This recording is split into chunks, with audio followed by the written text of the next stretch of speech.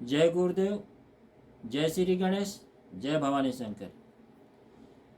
मित्रों, आज हम इस वीडियो के माध्यम से हनुमान चालीसा पर चर्चा करेंगे, क्योंकि आजकल जो है मीडिया में और फेसबुक पर और जगह जगह हनुमान चालीसा के चौपाइयों में बदलाव की चेष्टा की जा रही है, जबकि बाबा तुलसीदास और आज जो गुरु बने हुए हैं, दोनों लोग एक ही संप्रदाय के हैं। बाबा तुलसीदास श्री नरहरि दास के शिष्य हैं और उसी परंपरा में बाबा तुलसीदास हुए। उसके बाद जो है आजकल के गुरु जो रामभद्राचार्य जी हैं, वो भी उसी परंपरा से दीक्षित हैं। तो जो बदलाव हो रहा है कि शंकर स्वयं केसरी नंदन और शंकर सुवन केसरी नंदन, तो हनुमान जी का स्वरूप अलग है। हनुमान जी जिस रूप में अवतार लिए हैं, शंकर सुवन केसरी नंदन ही हैं। भगवान शंकर स्वयं अवतरित नहीं हुए हैं। हनुमान जी भगवान शंकर के अंश हैं। यदि आप उपमा देना चाहते हैं शंकर स्वयं केसरी नंदन, आप हनुमान जी की बराबरी भगवान शंकर से करना चाहते हैं भावपूर्वक, तो आप कर सकते हैं। लेकिन भगवान शंकर और हनुमान जी में अंतर है। हनुमान जी भगवान शंकर के अंशावतार हैं, रुद्रावतार हैं। भगवान शंकर स्वयं नहीं अवतरित हुए हैं। हनुमान जी का रूप अलग है। तो आप खुद विचार करिए कि क्या होना चाहिए, क्या नहीं होना चाहिए।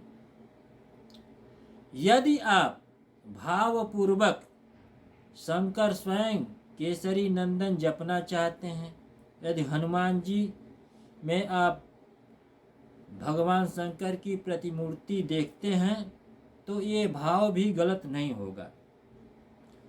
चाहे आप शंकर स्वयं केसरी नंदन पढ़ें या शंकर सुवन केसरी नंदन, आप जिस भाव से भक्ति करेंगे, निश्चित ही उस भाव में ईश्वर की कृपा प्राप्त होगी।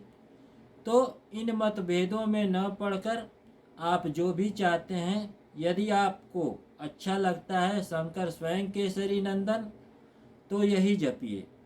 यदि आपको लगता है कि शंकर सुवन केसरी नंदन ये सही है, तो आप शंकर सुवन केसरी नंदन जपिए।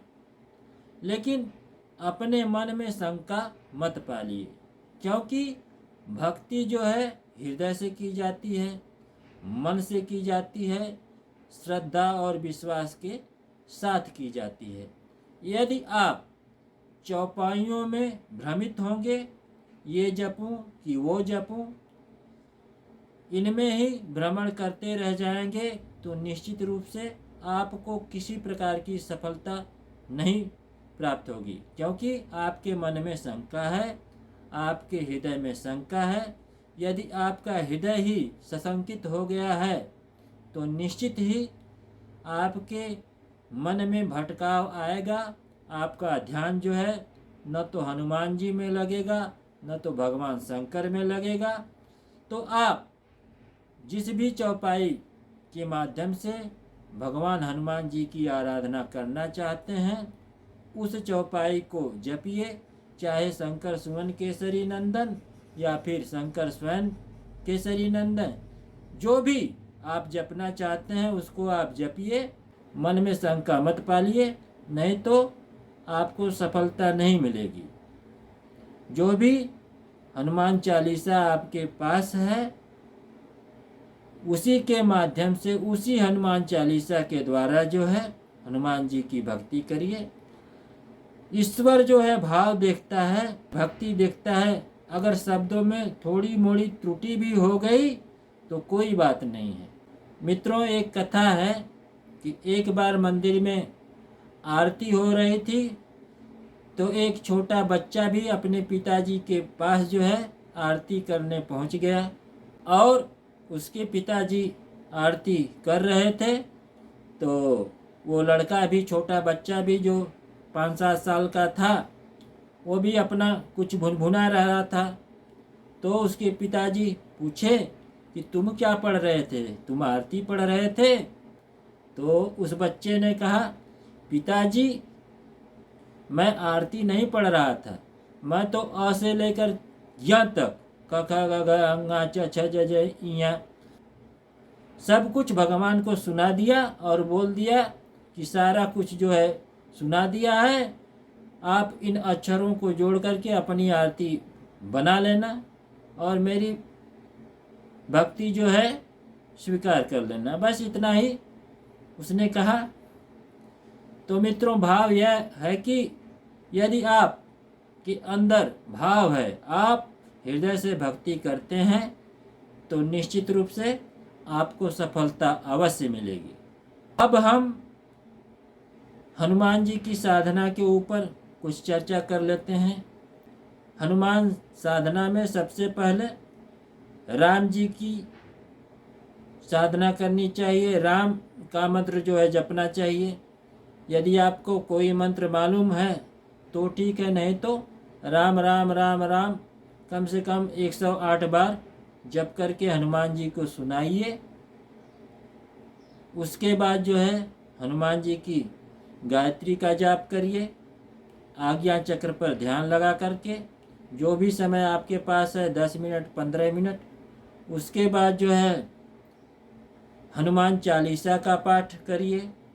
उसके बाद जो है आरती करिए। इस प्रकार से यदि आप हनुमान जी की भक्ति करते हैं तो अति उत्तम है। तो भक्ति में सबसे पहले आप गुरु जी का ध्यान कर लीजिए। उसके बाद जो है राम जी का कोई भी मंत्र एक माला कर लीजिए। उसके बाद जो है हनुमान जी की जो गायत्री मैंने बताया है, ओम रामदूताय विद्महे जानकी सुताय धीमहि तन्नो हनुमत प्रचोदयात्, इस मंत्र का जितना भी समय आपके पास है 10 मिनट 15 मिनट 20 मिनट उसका जाप करिए। फिर उसके बाद जो है हनुमान चालीसा का पाठ करिए। जितना पाठ करना चाहते हैं, 1 पाठ 2 पाठ 3 पाठ, जितना भी आपके पास समय है उतना करिए। उसके बाद जो है हनुमान जी की आरती करिए। उसके बाद जो है सभी देवी देवताओं को नमन करिए, राम जी को नमन करिए, सीता जी को नमन करिए। जो भी देवी देवता आप पूजते हैं उन सबको नमन करके आप जो है आसन छोड़ सकते हैं। इस प्रकार से आप भगवान हनुमान जी की भक्ति कर सकते हैं। तो मित्रों, जब भी किसी की भी भक्ति करिए, साधना करिए, तो शंका से ग्रसित होकर के मत करिए। आपके मन में संशय नहीं होना चाहिए। जब भी आप भक्ति करें तो पूरा भक्ति भाव से तिलक उलक लगा करके, भोग के साथ, फूल के साथ, माला के साथ, जो भी सामान आपके पास उपलब्ध है उसके माध्यम से हनुमान जी का पूजन करिए, उनकी साधना करिए। निश्चित ही हनुमान जी आपके ऊपर प्रसन्न होंगे और आपकी मनोकामना पूर्ण होगी। तो मित्रों, जब भी किसी देवी देवता की पूजा करिए तो पूरे मन से करिए। उच्चारण में थोड़ा मोड़ा गलती भी हो जाती है तो आपके ईश्वर, आपके इष्ट जो भी हों, वो आपके भाव को समझते हैं। वो निश्चित रूप से आपके ऊपर कृपा करेंगे। चाहे आप हनुमान भक्त हों, चाहे राम भक्त हों, चाहे भगवान शंकर के भक्त हों, चाहे माता दुर्गा के भक्त हों, चाहे गणेश जी के भक्त हों। भक्ति जब भी करें पूरे भक्ति भाव से करें, श्रद्धापूर्वक करें, विश्वास से करें कि हनुमान जी माता दुर्गा, भगवान शंकर, गणेश जी मेरी सहायता करेंगे, मेरी मनोकामना पूर्ण करेंगे। तो मित्रों, मेरा यही संदेश है, जब भी कोई ध्यान साधना आराधना करें तो पूरे हृदय से करें, पूरे चित्त से करें, पूरे मन से करें, पूरे भाव से करें। निश्चित रूप से आपको सफलता मिलेगी। मित्रों, जब भी भक्ति करिए पूरे मन से करिए। आज की वीडियो में इतना ही। आप सभी भक्तों पर भगवान हनुमान जी की कृपा हो, भगवान राम की कृपा हो, आपके गुरु की आप पर कृपा हो, आपकी मनोकामना पूर्ण हो।